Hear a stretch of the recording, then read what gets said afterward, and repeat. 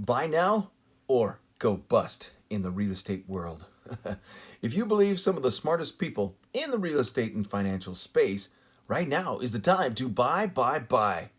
And there are also many detractors screaming that real estate could lose you a lot of money.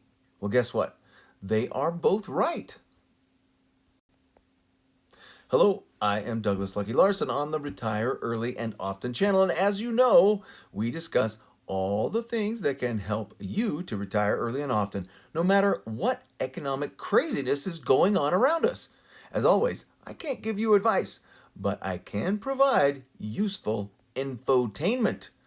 I'm going to tell you what and where there is trouble and opportunity, but first, let me explain. I was at a conference a few months ago in San Diego with some truly amazing people in the financial and real estate investing world. Do you recognize some of these names? How about David Green, Brandon Turner, Rob Abasolo, James Daynard, Kathy Fetke, Pace Morby, and Jamil Damji? And there were many more. It was the annual Bigger Pockets Conference, BPCon, and there were literally 2,000 people all jammed indoors, only wanting to talk about real estate and financial freedom. Yes, it was kind of like heaven. I met some great people and made some important business connections. Of course, there were some people who were talking a good talk, and I think they were all hat and no cattle, as they say in Texas, but most people were sincere and genuine and quite successful. It was an amazing 3 days, and if you're interested in real estate at all and you don't already watch or listen to the various Bigger Pockets shows, well, guess what? You need to. You need to start right now.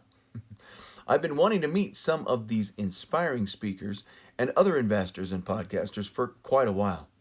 Through their books, podcasts, and YouTube channels, they have shaped my decisions about investing, preparedness, personal freedom, and planning. These guys are all about finding opportunity in every situation, whether the market is going up or down. And believe me, there are great ways to make and also lose a lot of money in real estate. As you know, my channel is all about retiring early and often, and that means whatever stage of life you're in, you can and must incorporate more early retirement components into your life. Too many people spend their whole life sacrificing their relationships, their health, their sanity, and balance, and even their creativity in order to get ahead. They think that they need to build a huge and elusive nest egg that will somehow buy their freedom and fulfillment back someday.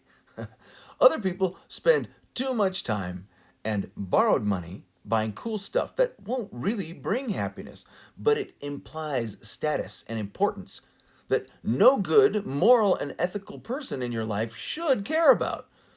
If someone ever wanted to spend time with you because of your house or your car or your clothes or your toys or a Rolex on your wrist, well, sorry, that's just shallow.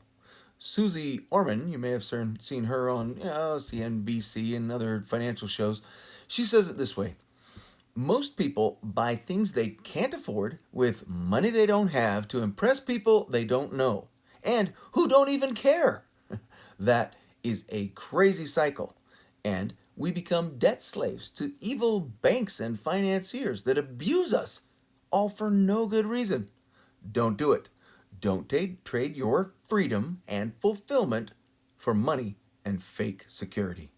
Okay, enough theory, and let's get to what to do and how to do it right so that you can avoid the very costly mistakes that some people are making right now, but instead create some real cash flow and free up a little more time for you and your family, and create a bigger purpose in your life rather than just scraping by until you die. Whenever I go to a conference or even network with local investors in Salt Lake City or San Diego or near Jacksonville, Florida, 3 of my favorite markets in real estate, whenever I talk to people who are doing well in any real estate markets and investment strategies, I get total shiny object syndrome, like a dog seeing a squirrel, or lots of squirrels running around all at the same time. But you can't chase everything that moves or looks exciting. I talk to self storage operators, and that seems like a fantastic cash cow. How about Chase Morby and Jamil Damji? They are always excited about seller financing. I've done several deals with similar strategies to theirs. Other investors talk exclusively about multi-family apartment buildings. Brian Murray and Ken McElroy have thousands of units, and they make a fantastic case for apartment buildings and syndication. If you're in the right markets that have great job growth, good demographics, good government regulations for landlords, etc. Other investors swear by RV parks, or mobile home parks, or short term rentals, or triple net commercial leases. All of these can be great if you know what you're doing and have great financing and partnerships. Now, I have always been a boring single family rental guy with a flip or two also going in the background. I usually have a dozen or even up to maybe 15 homes and some land that I'm working on and other things that bring out, a little chunks of cash here and there. I've also loved investing in land that I can improve for great returns. There were a couple ideas that really stuck out to me, though, with the incredible opportunities for beginning and mid level real estate investors, especially at this last conference that I attended. Okay, first, don't do these things that I'm going to talk about because they can quickly lead to bankruptcy. And as I always say, I can't give you advice, but I can tell you what I've done and what I've seen work for other people. I cannot tell you personally what to do or not to do, but I can highlight the very same advice that I have given to friends and family, and this is what I tell my own kids, even though they're actually too little to be invested in real estate very effectively right now. First, don't buy any property to flip with thin margins. You know, the ones where if everything goes just right, you might make $15,000 or $20,000. With prices dropping in many areas of the country, in the world, in fact, you're just as likely to get burned and lose money as you are to make a few bucks. Not worth it. Don't buy a property on a shoestring with no cash reserves and not enough money to finish the project. I've seen flippers and would-be landlords that barely get into a house and then can't pay for the right repairs to get on the market or get it rented. Yikes, don't do that. Also, don't buy and borrow expensive properties with expensive money unless you have a really great plan A, a plan B, and a plan C. For instance, I personally know people who have borrowed $300,000, $500,000, $1 million in private hard money at 2 percentage points up front for origination fee and 12% APR, and their only plan was to flip the property. Well, the market is softening, and they have not been able to sell or refinance to a lower rate, and they're about to lose those properties here in early 2023 in foreclosure back to the hard money lenders. That is sad and painful. Don't do it. All right, those are a few of the things not to do, but I've got some great ideas where you can absolutely take advantage of the softening market and the fact that people still need a place to live. Renters need a rent, and plenty of buyers and investors are still looking for great deals. Here they are right down here: wholesaling, house hacking, midterm rentals, and seller financing. I have done all of these things, and I think they represent the easiest and safest ways to break into real estate or expand your business and make lots of cash flow to help you quit your day job and spend more time on the important stuff, the retire early and often stuff that I'm always talking about. And these safe strategies will work even during high inflation, and even though interest rates are high, and even when many real estate markets in the country are seeing price reductions. Yes, let's talk about each of these briefly And if you think one of these is a good fit for you, I've got other great videos talking much more in depth about each one of these. Now, also, please hit that like button and subscribe if you're not subscribed already. First, let's talk about wholesaling. This is one of the least risky ways to make money in real estate and does not require much money or credit, just knowledge and time. And it doesn't even have to be your knowledge and that much of your time. Basically, you find a motivated property seller who will sell you a property below market value. And then you find a buyer, usually an investor like me, who buys the discounted property and pays you a finder's fee. And then they fix it or sell it or rent it out. Doesn't matter. I have bought many homes from wholesalers, and I love when good deals come knocking on my door. Now, how do you find these good deals? Lots of ways. Phone calls, postcards, knocking on doors, social media ads. You've seen them. They read, "I buy houses in any condition, quick closing, all cash," etc. One quick story is that my handyman on a house I was flipping a couple years ago, he asked what he could do to start investing because he was tired of making $15 an hour swinging a hammer and just eating dust all day. Well, I told him briefly about wholesaling. He went right out in the next couple days and placed some ads on Craigslist and a local classified ad site. No money out of pocket, free ads. He got several calls, and one middle-aged, cranky landlord had a property that he was ready to sell. All three of us, me and my handyman and the seller, met at a Burger King, and we wrote up the contract to buy the property in about 2 weeks' time. I paid my handyman, wholesaler, $5,000 for finding me that deal. Some people call that bird dogging because he didn't really write the contract and then assign it to me, but wholesalers will usually put the deal under contract before then talking to investors, the buyers, and then they might ask for 10 or 15 or even $20,000 for a finder's fee, a wholesale fee, an assignment fee, and they will get it if it's a good enough deal. Now, why would someone sell their house for so much of a discount to the market value? Well, this one particular landlord, property owner, it's this house right above, right here, this little gray one. He was a very distracted landlord. He didn't really want to fix problems or interact with tenants. And he actually had not been to the vacated property in over 2 years when we purchased it. People sell cheap for all kinds of reasons if you can solve their problems, and then you can make some money. Number 2, let's talk about house hacking. House hacking is just renting out parts of your home that you don't need. You could have a roommate or split the house into a couple sections with walls, or you can buy a duplex or a fourplex and just live in one unit. When I was younger and didn't have 3 kids and a wife, I loved house hacking. I did a few properties on Maui in Hawaii because home prices are really high there, but so are rents, and it just made sense. There are many places in the country where you can add additional units to your property by converting a garage into a little apartment, or maybe building an ADU, accessory dwelling unit, on the property, or just parking a tiny house on wheels in your backyard.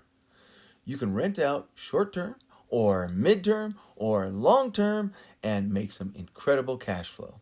And of course, to get this going, you might have to give up some time on Instagram or YouTube, yikes, or Facebook or TikTok, but if you redirect a couple hours here and there, in no time, you'll have an extra few hundred or few $1,000s coming in every month. I still do some house hacking here and there. This property up in the far right corner over here is something I've mentioned in a previous video. It's a cute little house in San Diego County near the beach with a small casita in the backyard. My tenants in the main house provide a really nice cash flow, more than $2,000 over my expenses, and I get to stay in the casita whenever I want to go down and visit the beach for a while. Now that is a win-win. Midterm rentals. I mentioned midterm rentals above, and only recently have I found out how incredible these are for cash flow. Basically, it's renting out furnished spaces, maybe whole homes, or maybe condos or townhomes, or maybe just a space in a house you have for 1 to 6 months at a time to people like traveling nurses or executives or digital nomads who can work from anywhere.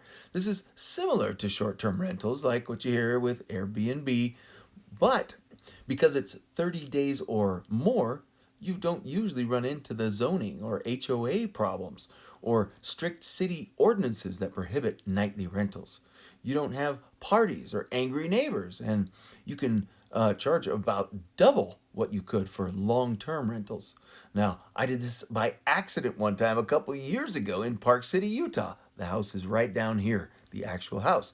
I had the house on the market for sale, and then it went under contract. And then it fell out of escrow when the buyer changed their mind. And it was vacant in November, right around the holidays. A very tough time to find long term rentals or buyers. Now, I found out that the local ski resorts in Park City were desperate to find housing for their seasonal workforce, like housekeeping staff and ski guides. I quickly threw some ads out there for that, and I put some beds in each room and very basic shelving to act like dressers. Not only did I get nearly double the rent that I normally would have gotten, I also got, I think it was a few dozen ski passes to the local ski resort that I could use and share as I wanted. When spring finally came around and my guests left, I put the home on the market and got even more money when I sold during the hot spring market than I would have in the fall. Now, even with that experience, I didn't really think about this midterm kind of rental strategy as a focused business plan until recently. I must recommend a book by a couple young women I heard speak on this. It's called 30 Day Stays: How to Invest in Medium Term Rentals. It's by Ziona McIntyre and Sarah Weaver. They have dozens of units between them, all midterm furnished rentals, and they are killing it. Now, as COVID has only increased the demand for longer staycations nearer to people's homes, or extended stay remote workers, or people who are in between, like selling one home and building, or maybe just moving into a town and wanting 30 to 60 days to find the right permanent housing. This midterm strategy can really work. It can really work even in places you wouldn't expect, like downtown Cleveland or Kansas City or maybe Toledo, Ohio. You would do well to learn more about this strategy. Now, finally, let's give a quick introduction to seller financing. Basically, you as a buyer can help a seller see how them becoming the bank will give them what they want, cash flow, and can help you acquire a property. We are beginning to see right on the multiple listing services in most cities ads that say seller will consider owner financing or something like that. You can search on redfin.com with the keywords seller finance or owner financing and find a few properties right away. Many other sellers might consider owner financing even if they are not advertising it. I have been approached on many of my properties to do seller financing through lease options or contract for deed. And I've actually purchased several properties with subject to financing where the current financing on the property stays in place. That way you get a lower interest rate than what's going on right now. And the new buyer, that would be me, makes those payments. I've also bought and sold with lease options. And as interest rates continue to climb and mortgages along with them, seller financing will become more and more common. You just watch. Let me tell you about two recent examples that almost anyone can do. There's an area in Florida on the northeast coast. It's south of St. Augustine. I really like that area. I found a beach house recently that I would consider owning, and it came up in my search of the term seller finance. In early January of 2023, not too long ago, I flew down and looked at this and several other homes in the area. The seller's terms were $100,000 down and monthly payments at 6%. Now, the purchase price was $499. It's literally across the street from the beach. Now, the numbers don't work for a long-term rental, but the numbers could totally work as an Airbnb property or maybe even a midterm rental. But you know what? I'm just not interested in doing that much work to fix and furnish and jump into the Airbnb platform from 2,000 miles away. I'm just getting old and lazy, I guess. Now, how would somebody come up with $100,000 for the down payment? Well, some more experienced people like myself, I could put that on a credit card or an open line of credit that I have. I could almost guarantee that if you are creative, you can find a friend, a mentor, a rich uncle, or somebody who's willing to partner on a money-making beach house in Florida. Also, you can likely negotiate that down payment down a little bit or to be paid over time on top of the other financed amount. Trust me, if you're motivated and creative, you will find a way. Losers make excuses and successful people make things happen. Another deal I was recently involved in is a house that I purchased at $485,000. It's at a great location, but it needed a lot of work. Now, it's the one over here in this lower far corner. My asking price when I was all finished with renovations was $800K, and I was hoping to do a lease option where the potential buyer would rent the property for a few years and then they qualify for a regular loan and they cash me out. Now, I was approached by a couple people who had good ideas and plans for the property, including one couple that runs several care facilities for handicapped adults. The numbers looked good, but their business model left me with some liability that I was not comfortable with. Another proposal came from somebody who already had 50 Airbnb properties under management and had a great business plan for my home. We did a lease option for a couple months for tax reasons and to see if, we're going to get along and work out this thing. And then we shifted to a true seller finance starting in early January of 2023. They have bookings at $300 to $400 per night, and they can easily pay my $4,000 per month price that I need. Now, I'm holding the note, and their down payment was only $25K, but it looks like we're going to have a great relationship over the next few years together. My cash flow over any debt service is almost $600 per month, and the payoff in a few years will net me another $150,000 or more. This same buyer purchased 12 properties like mine in the second half of 2022 and expects to close another 12 to 20 deals in the next several months, all with seller finance. It's a lot of work and management stress on his part, but cash flow should be $1,000 to $2,000 per property each month for him and his partners. Wow. Now, these 4 ideas, wholesaling, house hacking, midterm stays, and seller financing, are just a taste of the possibilities for those who want to take advantage of the current investing market that we have. We don't get to invest in the market that we want. We just have the market that we have. So jump in. Get education first and then jump in. All of these make sense if they can provide you with some financial freedom and free up your time and energy for other things. More important things. More important than just trying to make ends meet. Are you sick of that? Well, let's do something about it. Oh, what do people do once they've got some financial freedom and extra time? Most of the people I know do a little more giving and spend a lot more time with family and friends and engage a lot more education and mentoring in all aspects of life. What will you do? You need to decide what's really, truly important to you. And then go after that, period. Don't get lost chasing someone else's dream, especially if that dream is only a mirage of fulfillment. Most people will admit that in retirement, they really just want health, basic financial security, time freedom, and great relationships. They don't need a Lamborghini and a yacht. Well, guess what?